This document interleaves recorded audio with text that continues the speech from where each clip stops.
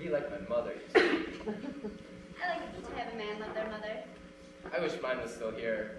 Like Carl Williams said in his speech last night, if she was still here, maybe she'd be a little proud of me. I bet she would.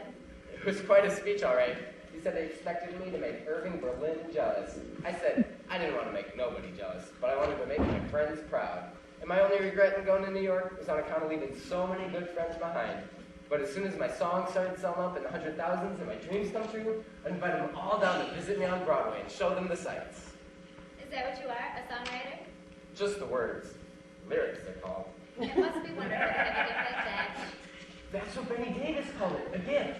I guess you've heard of him. He's turned out 100 smash hits. He wrote Oh, How I Miss You Tonight, a song about how he missed his mother, called her his old pal.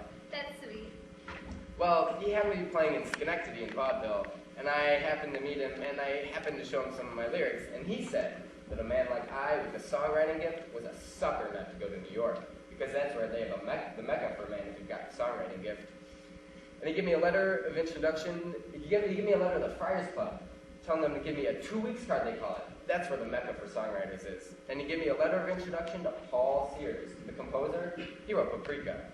You remember Paprika. Paprika, paprika, the spice of my life. When you write a song like Paprika, you don't ever have to worry again. He's one of the best composers there is, Paul Sears. I bet you I and he'll turn out some hits together. Are you going to be partners with him? If he wants me to be, and I guess he will when I show him Benny Davis's letter. That's the hard part, getting acquainted. I did Brookway a long time ago, only on account of my sister. I couldn't leave her alone.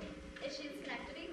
Got married a week ago Saturday to a fellow I've been working with in the shipping department, Bob Gifford. She'll miss you just the same. I know how sisters feel, especially when their brother is like you or Dick. Anyways, I get a little pair of bookends. She'll love them.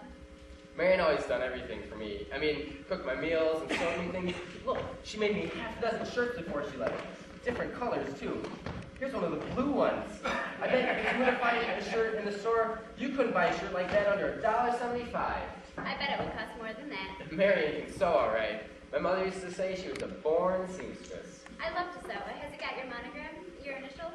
No, she was going to put an F on the sleeve, but she was too busy.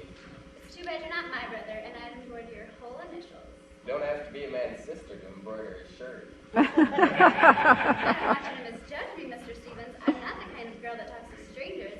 My friends would die if they knew I was talking to a man who might not have been properly introduced. You don't have to be scared of me, girlie. I treat all women like they're my sister, until I find out different. Can't be too careful, especially a girl in my position. You check at Dr. Quinn's where I work. He's one of the best dentists there is, and he has lots of men patients that would be only too glad to start a little flirtation. Even Doctor himself was fresh the first day I met him. It turned out he wasn't really, but it seemed that way. He put his arm around my shoulder, and I jumped away from him like he was a leopard or something, and I told him, I said, Doctor, I guess I don't care to work here after all. And then he laughed and said, forget it, that he